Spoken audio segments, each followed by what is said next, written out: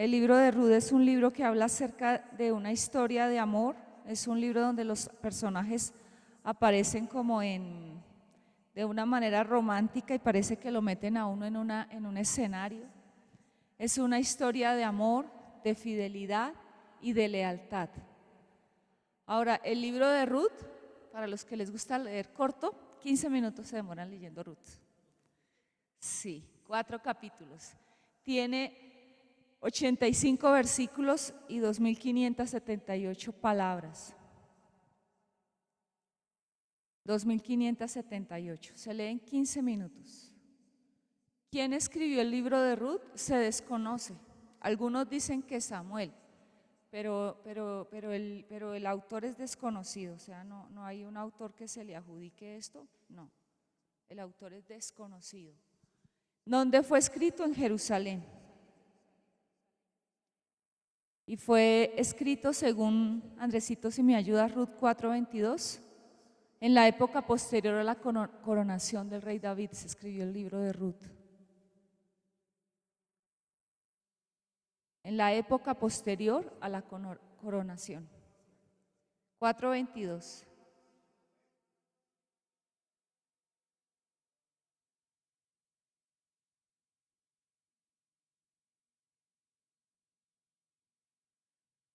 Ruth trae la historia de Ruth, de una mujer que fue leal. Ruth está escrito y es colocado para mí en una parte muy bonita porque está colocado después del libro que fue de la anarquía total, pero que muestra que aún en medio de la anarquía Dios tiene un remanente de gente leal y gente fiel a Él, que Dios levanta, sea de su nación o sea de otras. Pero Dios levantó en Ruth una mujer que fue leal, que fue añadida. Ruth fue la bisabuela del rey David. Y ahí por eso dice otra vez Andresito, perdón.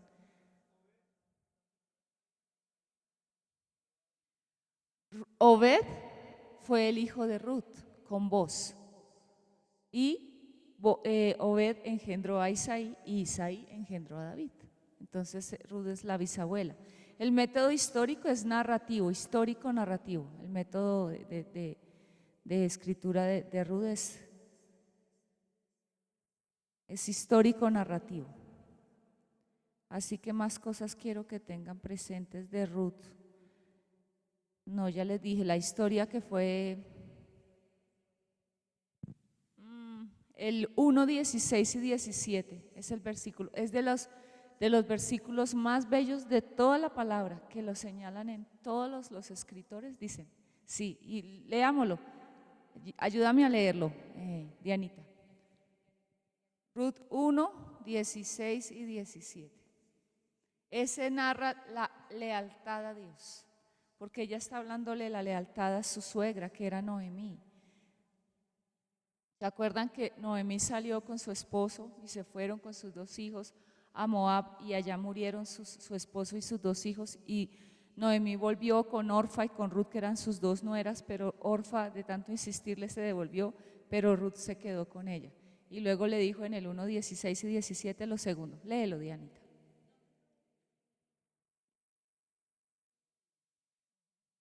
Esa es la lealtad, o sea, no me ruegues que te deje.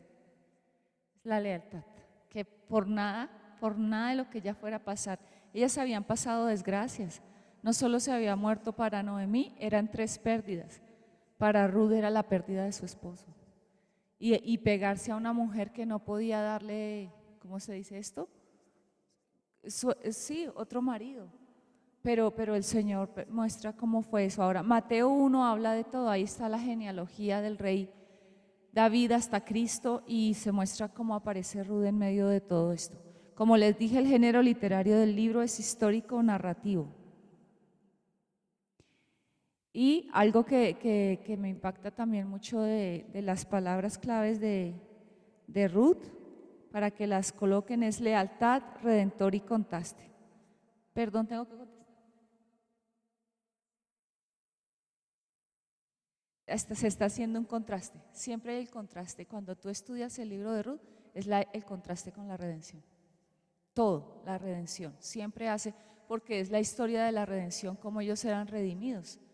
Y era que el pariente más cercano los tenía que redimir, ¿ok? Por eso vos fue el pariente cercano. La cobertura histórica, unos cuantos años alrededor del 1100 antes de Cristo, para que ustedes tengan esto. 1100 antes de Cristo. Es la cobertura del libro de Ruth. Y el énfasis, la fidelidad a Dios en tiempo difícil.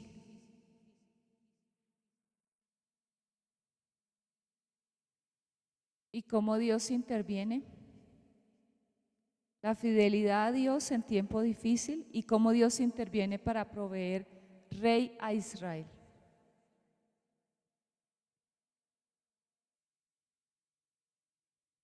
Y también aparte de Ruth 1, 16 y 17 podemos tener a Ruth 4, 14 de versículo clave, que dice: y las mujeres decían a Noemí, loado sea Jehová que hizo que no faltase hoy pariente cuyo nombre sea celebrado en Israel, es decir, pariente que redimiera, que no dejara sin nombre a Ruth y a Noemí, ¿ok? Ahora otro versículo clave, 4, 14. El bosquejo lo tienen ustedes en sus fotocopias, ¿sí las tienen ahí sus fotocopias? Ahí está, entonces no voy a hablar de eso ahorita. ¿Ok? Ahora quiero que entremos en esto que para mí es lo más clave que ustedes pueden entender y que sé que les va a cambiar la visión para estudiar Reyes, bueno, Samuel, Reyes y Crónicas. Entonces quiero que hagan un paralelo de Samuel, o sea, en una hoja escriban grande Samuel, Reyes y Crónicas. Si lo podemos hacer así para escribir aquí. Samuel y Reyes unido tal vez. Samuel, Reyes y otro que sea ¿qué? Crónicas, ¿listo? ¿Listo? Ahora, yo voy a ir dictándole cosas, algunas las voy a escribir, otras no. Pero quiero que miren ustedes por un momento lo que habla del paralelo de estos tres libros que son claves. De estos tres libros no voy a entrar tanto, yo les voy a dar a ustedes el bosquejo, se lo mando a su correo para que ustedes lo tengan esta semana, a mí. Pero vamos a mirar las características y es: Samuel y Reyes se escribió con una perspectiva y la perspectiva de estos libros fue profética. ¿Listo? Crónicas se escribió con una perspectiva sacerdotal. Esto no está en las fotocopias ni en el material que lo mando, por eso se lo estoy escribiendo.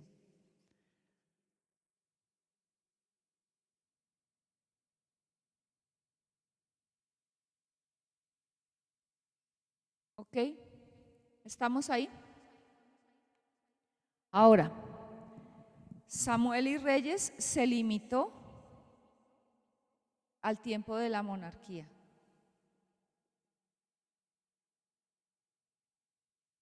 Específicamente Saúl y David más que todo, Salomón.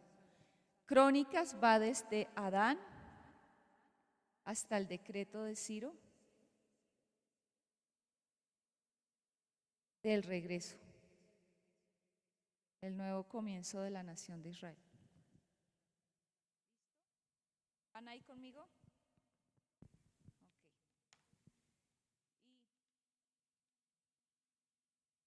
Estamos hablando, creo que ¿será que se estaba grabando? Bueno, cuando estamos hablando de crónicas y de reyes, Samuel y Reyes está dirigido a la comunidad en el exilio, o sea, cuando ellos estaban exiliados todavía. Y acá está dirigido a la comunidad restaurada ya. Comunidad restaurada. ¿Listo?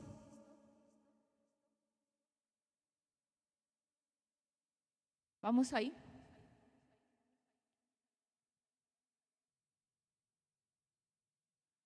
Samuel y Reyes está hablando acerca de ¿Cómo lo digo ahí? Cuando habla de Samuel y Reyes, está hablando específicamente de por qué el pueblo fracasó. O sea, la visión cuando ustedes estudian Samuel y Reyes está diciendo por qué la monarquía fracasó. Ese es como el tema, o sea, lo que ellos hablan.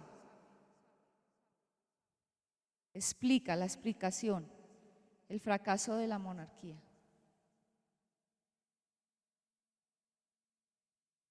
Mientras que Crónicas, cuando tú lees el libro de Crónicas es bonito, porque habla acerca del propósito de Dios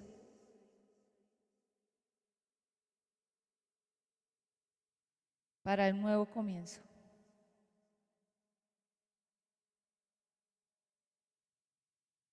Ese es como, sí van ahí sintonizados conmigo hasta ahora. Ahora, algo que también me impacta mucho y yo lo saqué aparte acá, lo tengo anotado aparte, es en Samuel y en Reyes, el escenario principal de estos libros, cuando tú escuchas la narración de Samuel y de Reyes, es el palacio. El escenario es el palacio real. O sea, donde suceden los acontecimientos. Tú ves si David estaba en el palacio, Saúl. Y acá en Crónicas, el escenario es el templo. Por eso la visión es ¿qué? Sacerdotal. ¿Ok?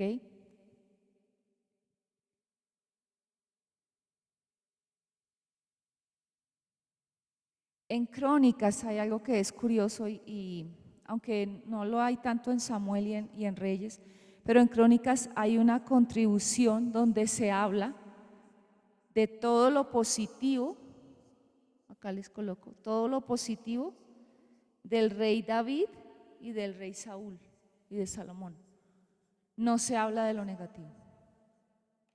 Todo se habla de las cosas, los logros que ellos tuvieron, omitiendo todo lo negativo. Mientras que aquí en Reyes y en Samuel se habla del pecado, todo lo negativo de Saúl, todo lo negativo de David, todo lo negativo de Salomón. Eso es en estos tres.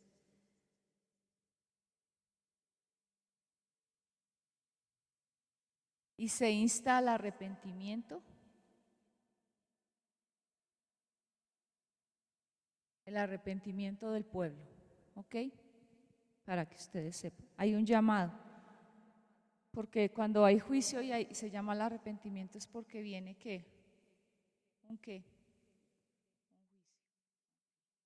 Ah, estamos sintonizados. ¿Listo?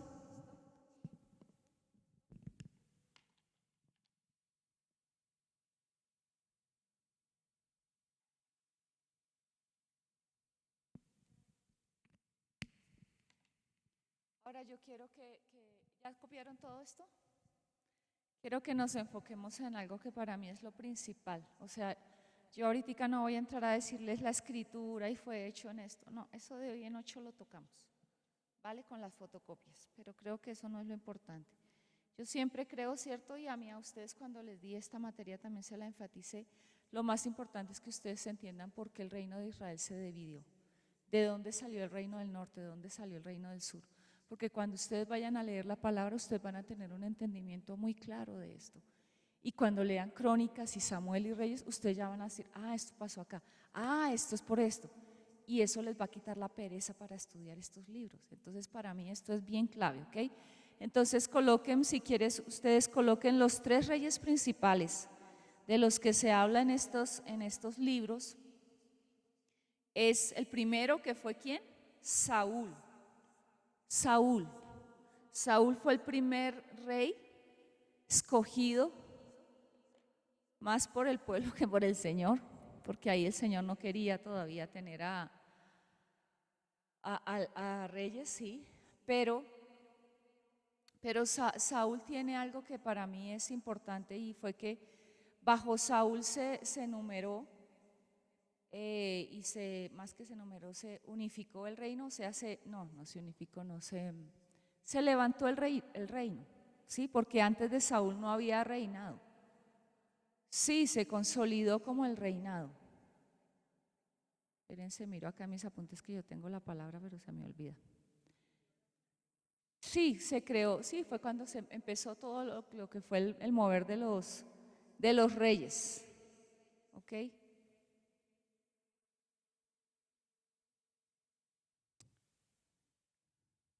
¿Listos? Entonces, bajo Saúl comenzó el reinado. Hubo el comienzo.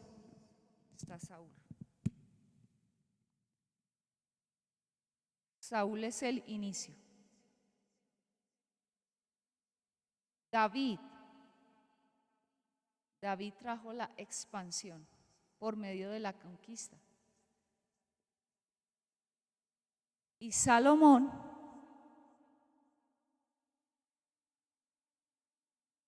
fue el que consolidó y hizo que el reino de Israel que brillara. ¿Ok? Ahora yo quiero que ustedes tengan pendientes varias cosas. La cronología de los reyes de Judá. Y voy a empezar a explicar cómo pasó todo esto. Cuando Saúl comenzó, el reino de Israel no era tan brillante y como tan loado a los ojos de todas las naciones. Aun cuando existía la nación y todo, no era una nación como tan wow, tan esplendorosa. Ahora, todas las naciones tenían reyes, tenían riquezas, pero Israel no era así tanto. Cuando se levantó Saúl por iniciativa del reino, se quitó lo que se llama la teocracia. Bajo Saúl, aquí, y esto fue lo que entristeció al Señor, hasta antes de Saúl hubo teocracia. ¿Qué significa la teocracia? Que Dios gobierna y Dios era el rey. Ahora, el corazón de Dios se sintió porque el pueblo de Israel lo desechó a él para levantar una nación, para levantarse como las demás naciones, para levantar un rey como las demás naciones querían. Israel dijo, ay, nosotros también queremos un rey. Entonces Samuel, el profeta Samuel, que fue el último juez, y ustedes hicieron la tarea, espero, de los jueces, él escogió y dijo, ustedes han desechado a Dios. Dios se dolió, pero Dios, como Dios no obliga a nadie, Dios los dejó. Les dijo, van a tener un rey, pero van a tener aflicciones, van a venir cosas difíciles para ustedes. Mas, sin embargo, ellos empezaron ¿a qué? A levantar acá reyes, ¿sí? Reyes y cosas que afectaron. Ahora, luego, ¿qué pasó? Saúl desobedeció. Y ustedes lo miran en Primera de Samuel, capítulo 15 a 18 más o menos. Ahí empieza a mostrarse y empieza a ver cómo Dios le había dado la orden a Saúl de acabar a los amalecitas y le dijo, extermina. El rey de los amalecitas era Agag. Saúl dejó a Agag, rey de los amalecitas, y todo lo mejor de las vacas. Esto enojó a Dios. Entonces Saúl fue desechado. ¿Sí? ¿Ahí me entienden la letra, hermanos? Saúl fue desechado. Una vez que Saúl fue desechado, ahí sí Dios intervino y dijo, no puedo dejar que ellos sigan levantando reyes como ellos quieren, sino que yo tengo que levantarme un hombre que sea conforme a mi corazón, un hombre que apaciente a la nación de Israel y que tenga la visión que yo tengo de un reino. Entonces Dios levantó a David. David fue el hombre, y se estipula en la palabra, hombre conforme al corazón ¿de quién?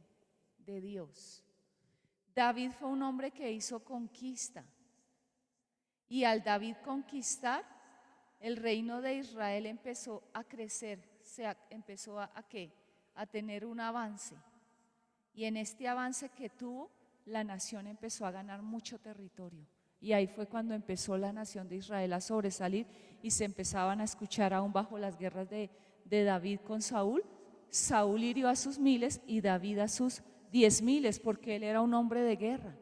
Él obtuvo toda la conquista y toda la expansión del reino de Israel a través de la guerra. Por eso él no pudo edificar el templo y le dijo, tus manos están llenas ¿de qué? De sangre, porque David tuvo que matar a muchos filisteos. Ahora, se enfrentó Saúl contra los amalecitas, ¿cierto? Saúl, la orden era exterminar a Amalec. David, ¿contra quién se enfrentó? Contra los filisteos. Goliat era un filisteo. Entonces, el enfoque de acá era Amalec, el de acá eran ¿qué? Filisteos. Y entonces todo, aunque cuando también en la época de Saúl, David mataba y cogía los prepucios, ¿se acuerdan?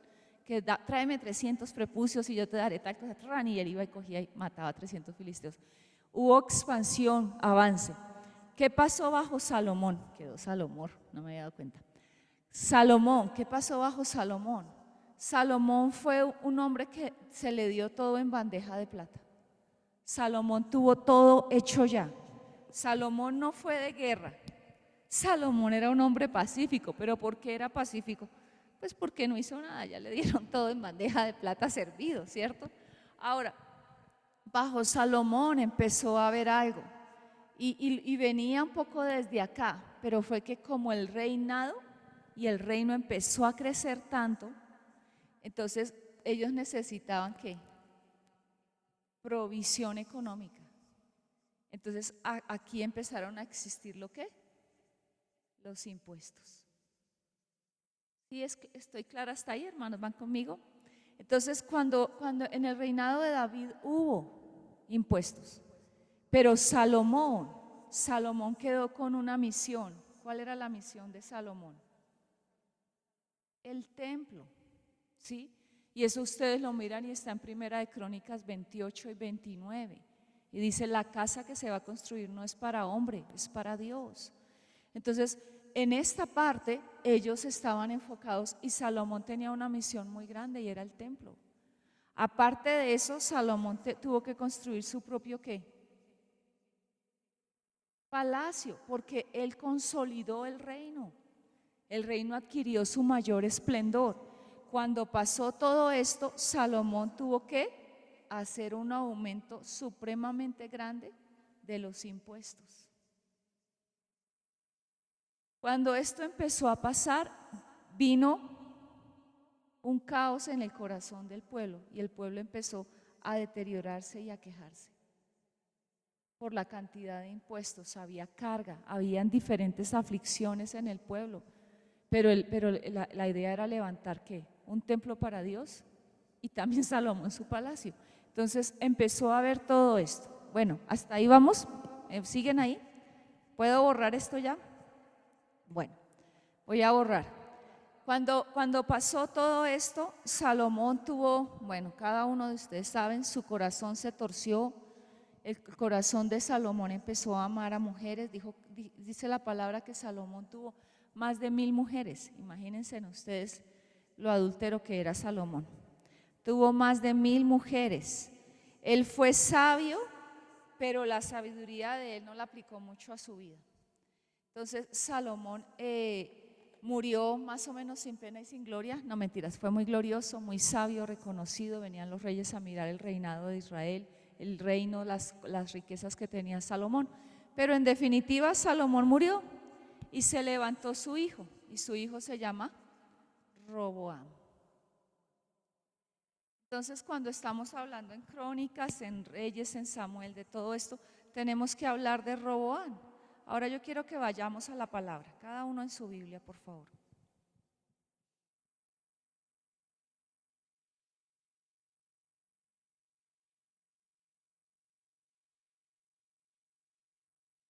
En Primera de Reyes 11 está la apostasía de Salomón, perdón.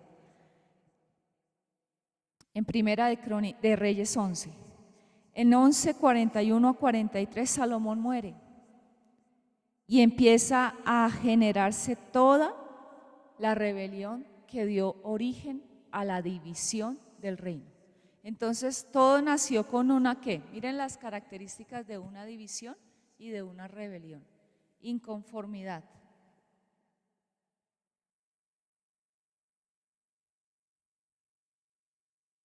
¿Qué llevó a la rebelión? que pasó a la ¿qué? A la división. ¿Ok? Esa es la cronología de cualquier división en cualquier parte, aún hasta el día de hoy. En una iglesia, en un trabajo, en lo que sea, en una empresa. Entonces pasó esto. ¿Listo? ¿Hasta ahí van conmigo? Después de eso, miren por favor el capítulo 12 de Primera de Reyes. Sí.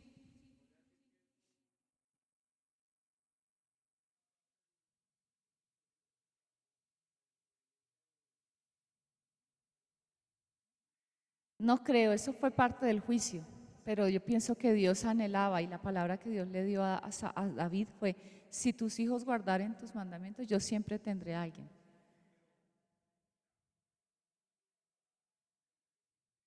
Sí, siempre la hubo. Sí, si ustedes miran en las fotocopias que yo le voy a pasar, está todos los reyes de Israel y todos los reyes de Judá. En Israel no hubo, en el reino del norte, que era el rey de Israel, no hubo un solo rey bueno, solo hubo en Judá. Bueno, pero bueno, vamos allá ahorita. Pero sí, el cumplimiento de esa palabra fue, pero Dios usó lo malo y lo vuelve en bendición. Pero yo pienso a veces que Dios no quisiera ver eso. O sea, es como que uno diga, la basura ensucia y luego yo ensucio y digo, ay, sí, sí ensució, entonces tengo que bañarme y sí sirvió para bañarme, pero pues no es la idea, ¿cierto? Entonces, pues eso pasó. Bueno, Rebelión de Israel, capítulo 2, ¿están todos ahí en sus Biblias? Quiero, si me ayudas, Dianita, ayúdame a leer para yo descansar la garganta. Vamos a leer, sí, desde el 12:1.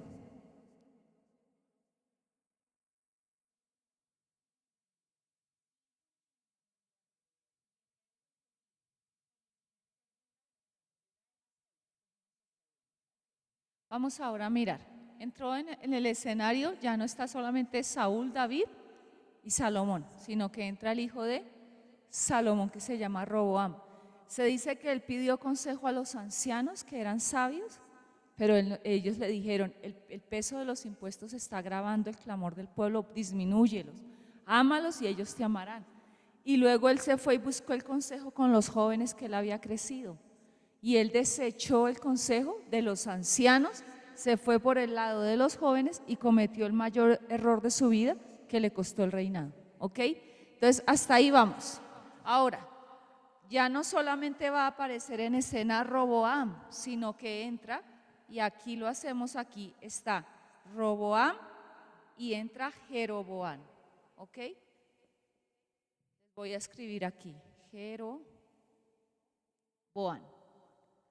Cuando los impuestos se agravaron, cuando todo esto empezó a pasar en la vida de ellos, algo pasó y ustedes lo ven ahí en el versículo 12. Jeroboam era un hombre que Dios había escogido. Y si ustedes recuerdan, cuando el reino se iba a ser rasgado y cuando le dijeron que 10 tribus quedarán, ¿te acuerdas de la túnica que fue rasgada? Que quedó un pedazo de Saúl y se le dice que el reino ha sido rasgado de ti. ¿Sí se acuerdan esa profecía en la palabra? 10 tribus quedaron para Jeroboam. Dios había dicho que él iba a levantar a un hombre que iba a gobernar. Jeroboam tenía una promesa preciosa de Dios, pero Jeroboam no fue un hombre sabio tampoco. Él entró en el escenario, él escuchaba al pueblo, él era un líder y un líder tremendo de parte de Dios. A mí, puedes subir y decirles, Jeroboam era un líder tremendo de parte de Dios. Dios le había dado una promesa. ¿Ok? De hoy en 8 días vamos a mirar eso un poquito más detallado. Yo no quiero entrar ahorita en todas las partes de la palabra porque quiero que ustedes tengan claro lo que es. Ahora, Jeroboam se formó acá y las 10 tribus que él cogió fueron las 10 tribus del norte. Roboam se quedó con 2, pero en verdad se llamó el reino del sur y se llamó Judá, ¿sí? Y no se le llamaba más el reino del sur como al otro, se le llamaba, voy a colocar aquí esto, espérense, les hago acá para que se les quede acá. Este es Judá y este se llamaba el reino de Israel. Y este se llamaba el reino del norte. Ahora, ¿por qué la gente se confunde tanto y la gente se aburre a la hora de estudiar la palabra en Crónicas y en Reyes? Porque empiezan a nombrar los reyes del reino del norte y los reyes del reino. Entonces tú dices, y reinó no sé quién, y luego, y reinó, y entonces como que la gente dice, ay no, no entiendo esto, ¿cómo así? Si estaba reinando este, ¿por qué? Y luego comenzó, pero no ha terminado y ya comenzó. Si quieren, vayamos por un momento al libro de Segunda de Reyes. Acompáñenme a Segunda de Reyes.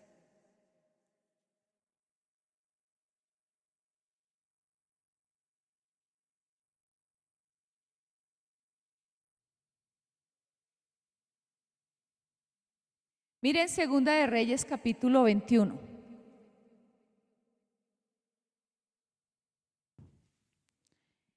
Ezequías en el 20 estaba gobernando, se levantó su hijo Manasés, que fue el que Dios le concedió cuando él pidió que no se muriera, sino que Dios le concedió 15 años. Eso está en Isaías 30, lo estudiamos un poco posterior. Bueno, ahora, se levantó Manasés, entonces cuando tú miras, empiezas a mirar, de 12 años era Manasés cuando comenzó a reinar y reinó en Jerusalén 55 años.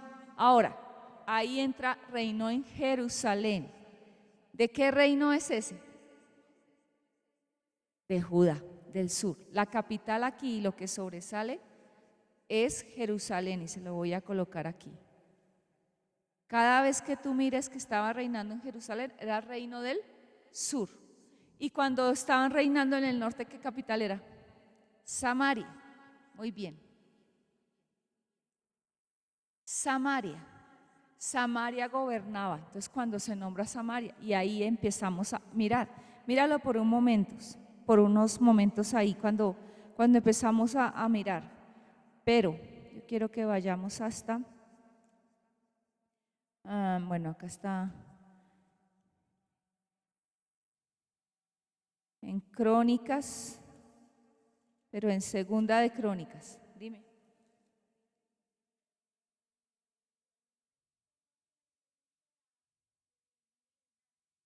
Tenían mentores. Tenían mentores. Sí. Los tenían mentores.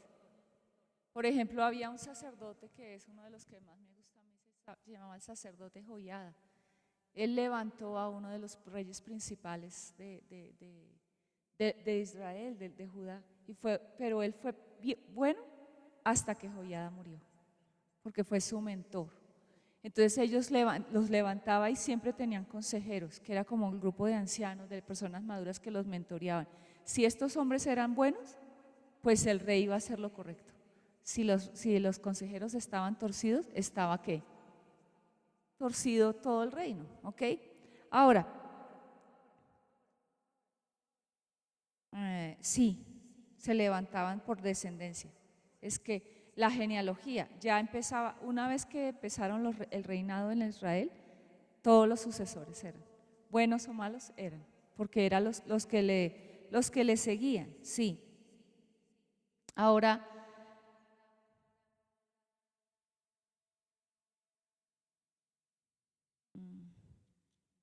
por ejemplo, en Segunda de Crónicas, tú miras y vuelve a aparecer Segunda de Crónicas 17, reinó en su lugar Josafat, su hijo, el cual se hizo fuerte contra Israel.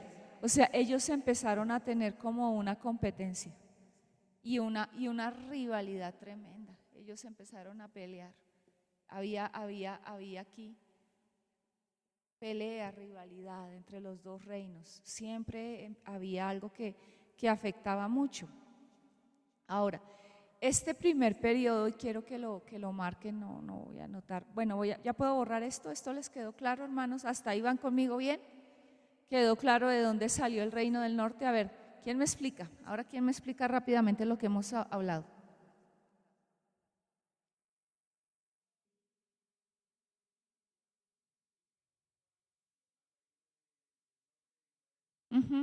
Ahora tenemos que mirar acá algo que está pasando. ¿Y qué es lo que pasó?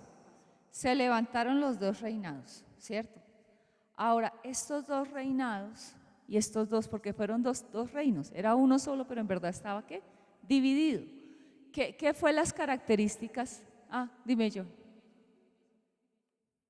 Jeroboam fue un hombre que era líder en el pueblo de Israel.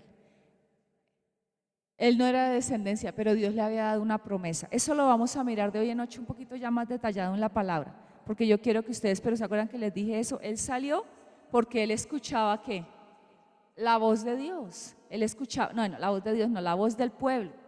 Pero Dios vio en él algo que le llamó la atención, porque Dios le dio la promesa, sino que Jeroboam, y lo vamos a estudiar tal vez después, Jeroboam fue un hombre muy inseguro.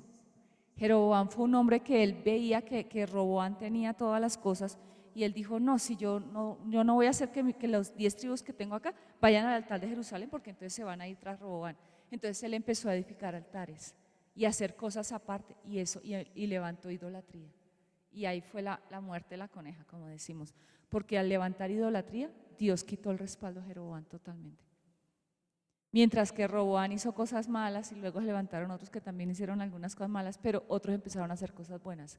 Entonces Dios, Judá, se fue porque hubo gente que hizo cosas correctas, mientras que cuando hay una descendencia de idolatría es difícil que se corte. Uno de los pecados más graves, y por eso a veces la gente dice, ay no, fulano de tal es buenísimo, solo es que es católico y que adora mucho a la Virgen y que hace todo esto. Pues en la palabra dice que la idolatría es como hechicería y como rebelión. O sea que el Señor corrige mucho, porque una persona idólatra es difícil que suelte eso. Está agarrada en su corazón a la idolatría. Ahora yo quiero que anoten esto y lo vamos para que ustedes lo tengan. Después de que pasó todo esto, en la división del reino y de todo esto lo tengo aquí en sus apuntes.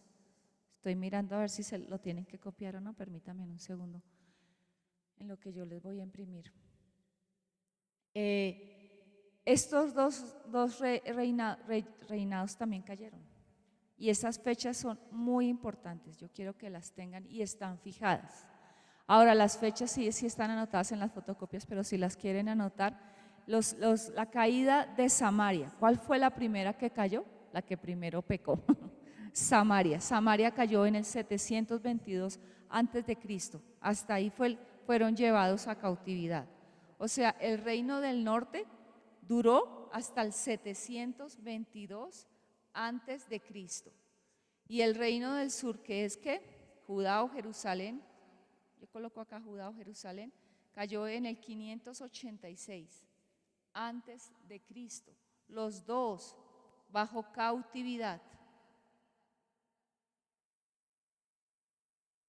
Si ustedes entienden esto, hermanos, para ustedes estudiar Crónicas y Reyes y Samuel, va a cambiar totalmente la perspectiva. ¿Ok? Estas dos fueron las dos caídas, son fechas establecidas y son fechas que ya están corroboradas en toda la historia de Israel, cronológicamente. ¿Ok? ¿Alguna pregunta de esto?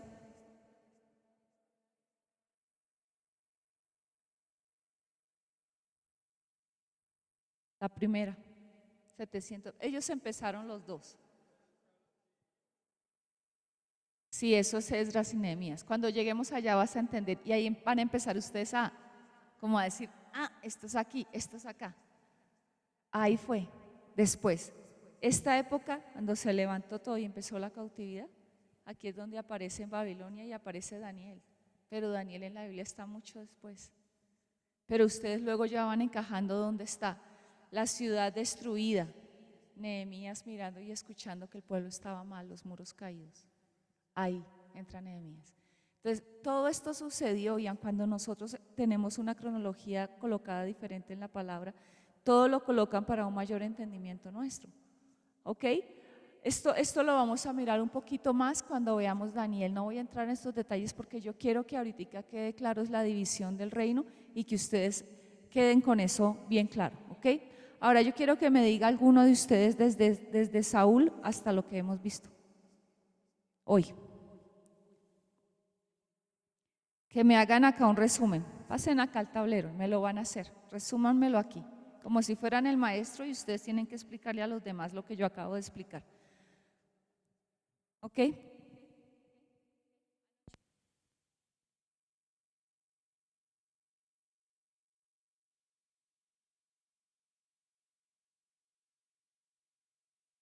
era un perfil de los tres principales monarcas que sobresalieron en el reinado de la monarquía del pueblo de Israel. Saúl. Saúl fue un hombre que era tímido, pero debajo de su timidez escondía una inseguridad y baja autoestima.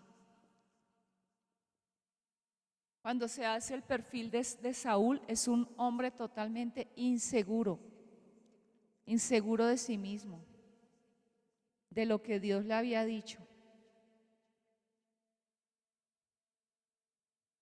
Un hombre que era carnal y se evidenció en lo que él hizo, desobediente.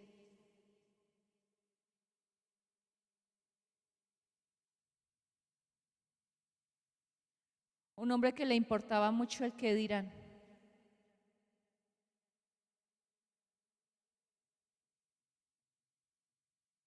Por eso cuando el pueblo empezó a irse, ¿se acuerdan? Que el pueblo cuando el pueblo empezó a desertar cuando no llegaba Samuel a hacer el sacrificio, él tomó el papel del sacerdote Samuel y hizo el sacrificio.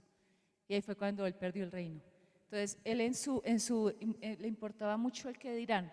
Cuando fue nombrado rey, algunos no le aceptaron. Y dice, mas él disimuló. ¿Sí? ¿Listo? Esos son más o menos los rasgos de Saúl. Era guerrero, no tan fuerte como David, pero era guerrero. Pero la característica que sobresalió en la vida de Saúl fue la desobediencia y el versículo que dice que a Dios le agradan más la obediencia que los sacrificios. Saúl le gustaban más los sacrificios que la obediencia y por eso fue desechado. ¿Listo? ¿Van conmigo ahí? Ok. Saúl se le vio errores en su vida, no tan fuertes. Humanamente uno escogería más a Saúl que a David, pero Dios permitió ver los errores de David. David fue un hombre que cometió muchos errores, pero era un hombre que era sensible, valiente, era un hombre que era espiritual, confiaba en Dios más que en sí mismo, confiaba en Dios más que en sí mismo, era forjado en batallas pequeñas,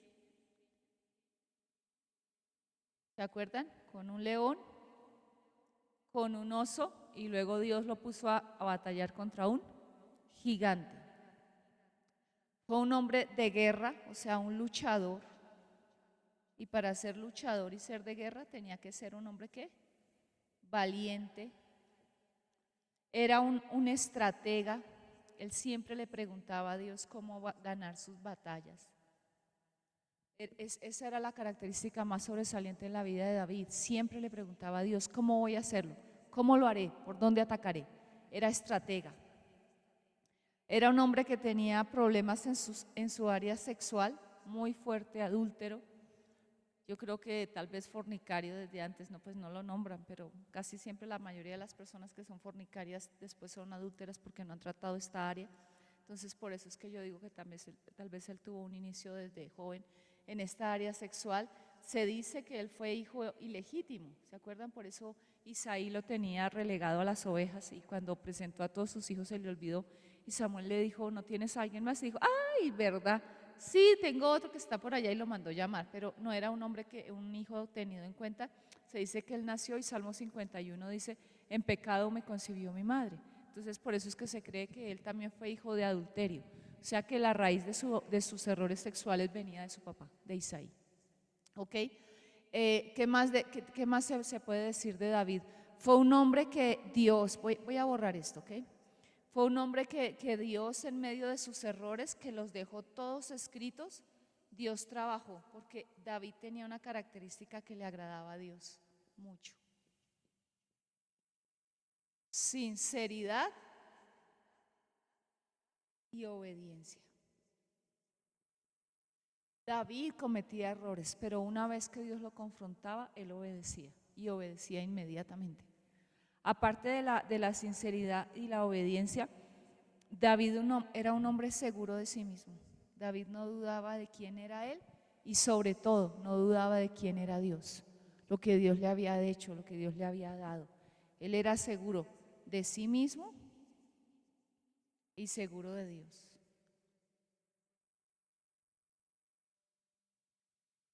¿Listo? De sí mismo y de Dios.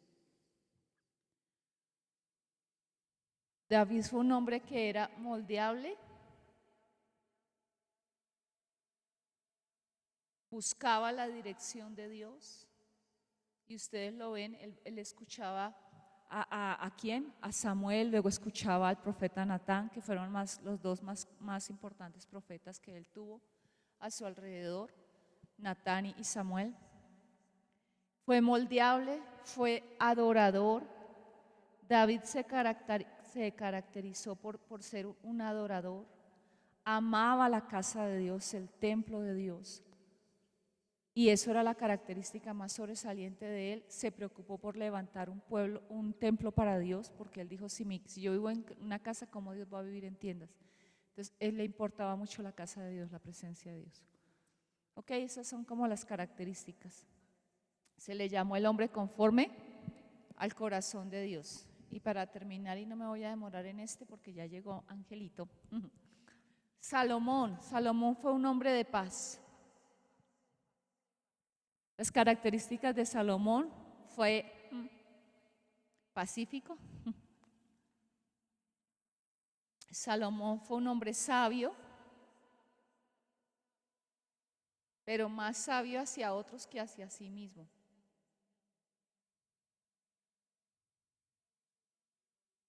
No aplicó la sabiduría en su vida. Fue un hombre con el área sexual más fuerte, distorsionadamente, que David. 1000 mujeres y 500 concubinas. El área fuerte que dañó también la vida de Salomón se llamó el yugo desigual. Y su alianza, si su primera esposa fue una hija de Egipto. O sea, a él le gustaba el yugo desigual. Y esto fue un fracaso en la vida de Salomón. ¿Qué más cosas así de Salomón? Bueno, Salomón fue un buen administrador en medio de todo, levantó el templo, levantó su casa, él tenía esa característica y era administrador. Hubo muchos despliegues de lujo y en esos despliegues de lujo pues también cometió errores administrativos, pero relativamente fue un buen administrador. Y aparte de eso, no fue un hombre de guerra, no era guerrero, no era sensible a la voz de Dios, no buscaba la dirección de Dios. En su vida se nombran 2 episodios donde se le apareció Dios, o sea, 2 encuentros importantes donde se le apareció Dios. Y Dios le dio grandes promesas, pero Salomón no las supo aprovechar por estar detrás de las mujeres, en yugo desigual. Buscaba mujeres de otras naciones. Y esto hizo que su corazón se desviara y era una de las palabras que él le había advertido a los reyes y era no vayas tras las mujeres porque si no tu corazón se va a desviar. Pero el corazón de Salomón se desvió, levantó el templo de Dios, levantó su palacio y fue un rey que transmitió toda la sabiduría de Dios a todas las naciones. Esos son los perfiles. ¿Listo? Voy a dejar hasta ahí. Hasta la próxima clase de Antiguo Testamento. Bueno, que el Señor les bendiga, hermanos.